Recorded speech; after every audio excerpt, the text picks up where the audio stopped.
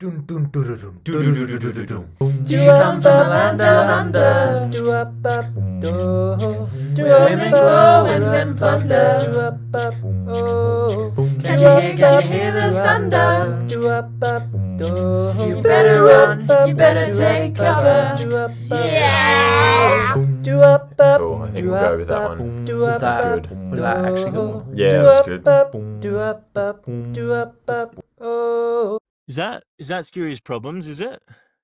And are we Aussie Corner? Is this the Aussie Corner? Yes, we are back. We are back. Take the glasses off because this is partially supported by Fist, so we need to be serious. And yeah, people tuning in, welcome back to the Aussie Corner. It's been a while, hasn't it? Joined tonight by Seve Campo and Lars Youngvik. Yeah, lots have happened since last time, hasn't it? I know, yeah. We've basically had to force ourselves back on Skeirs problems after the bombardment of letters, emails, DMs, fans all around the world saying, "Where's the Aussie Corner?"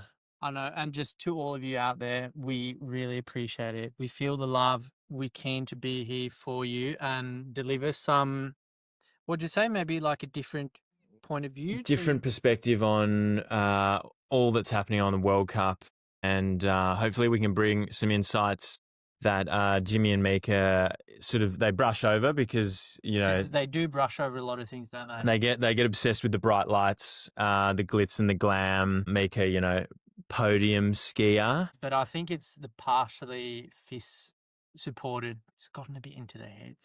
Yeah, it's gotten into their heads. Anyway, after lengthy negotiations, to say the least, we've made it back onto Skeirs problems. So big shout out to Jimmy and Mika for doing a great job so far, and Fis for getting on board. Although Leo, Minate, and was it Doris? Yeah, Doris was not happy with Aussie Corner's comeback, but you know what? We're always going to have haters. We're here to prove them wrong. Yes. And it is good, though, that they are partially supported by Fist because hopefully there'll be a few less jokes about how big Mika's penis is and Jimmy's wiener. Yeah. And, if Jimmy's always been pushing his Fist narrative anyway, so it'll be the same, just less dick jokes, I guess. That's it. So here we are, Aussie Corner, a week late, but better late than never. We're going to kick it off with our first segment, which is what's been happening on the World Cup from our perspective. Now, we've had a few teams roll into Trondheim. We're here in Trondheim for the World Cup. I know you've been chatting with the Japanese team. Yeah, so the bus from the airport to the hotel, we shared it with the Japanese. Your Naoto Babas, your Rio Hirosas, Chika Honda. That's it. Shoka Sahara, yeah. Then we've got two Chika Honda and Chika Kobayashi. So they're representing Japan this weekend. And I did ask Rio Hirosa, so what is your favorite Japanese food? Expected sushi something? Chicken schnitzel. Chicken schnitzel. Also known as chicken katsu, I guess. That's it.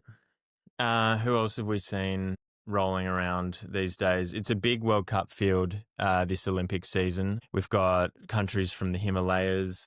We saw our friend from the Philippines racing in Ruka as well. That's it. We've got Peruvian Victor and the South African. What's his name again? Actually, I can't remember, but he's represents South Africa. But you'll have to get back to me. He's a bit niche. Wouldn't really know. No. Great to be back. We'll move on to our next segment, which is the this week's outsider or upset. Upset, I would maybe say. To explain this segment, the upset, this is someone that has come out of nowhere to upset the field. Punch above their weight. If it's An example from in Ruka might be Zach Kedison or Zachary Kedison. Funny story there. Saw him in Holmenkollen a bit over the summer, and one day I was like joking, called him Zachary, and it's not Zachary, it's just Zach. Get your name correct, pronounced correctly. Yeah. Now, so who have we got for the upset then this week? So it's difficult to pick one upset, but for me, must be Naoto Baba in the 10K skate.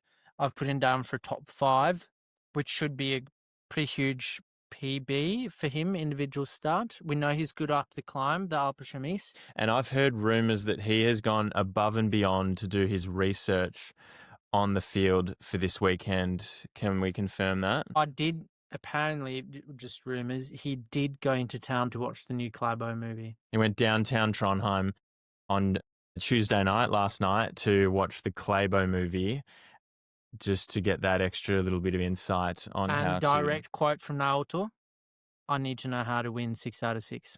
Cheeky. Now we're going to go straight into our predictions for the week. So this week in Trondheim World Cup, we've got a classic sprint Friday. We've got a 20K skiathlon on Saturday and a 10-kilometre skate on Sunday individual.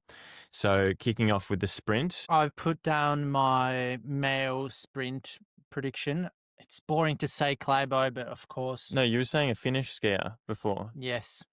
Emil. Yes, I know. I am just saying Klæbo, but I'm not going to say Klæbo for every sprint of the year. So I'm going like under Klæbo. Yeah, it's sort of like who your sprint prediction is. Yeah.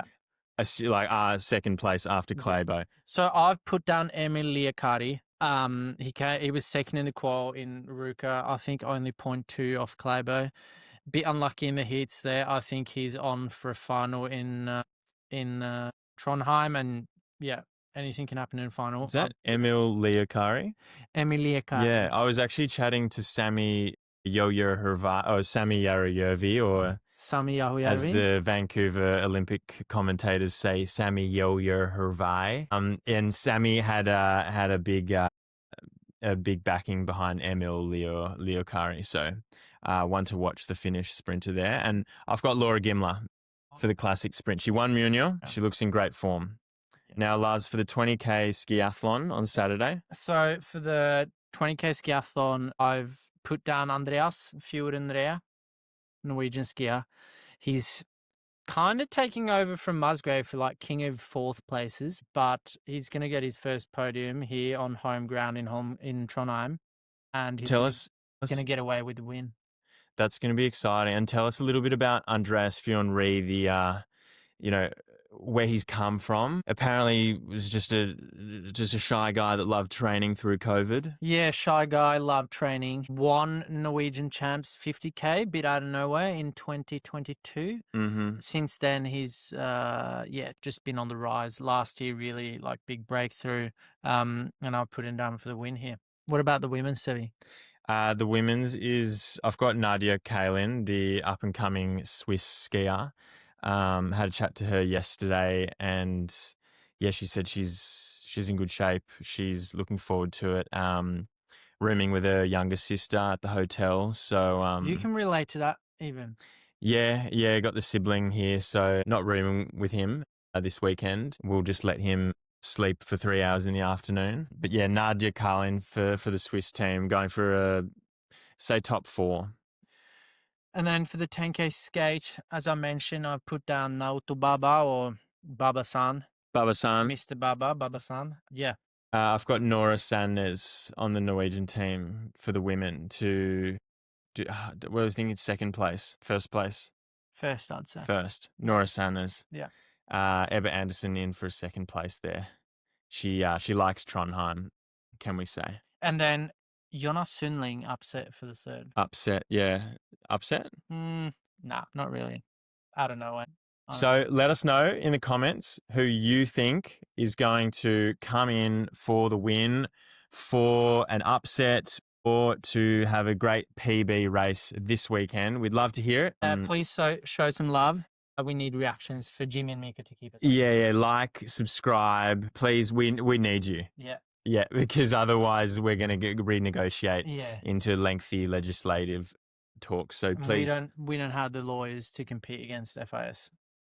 No, we can't afford.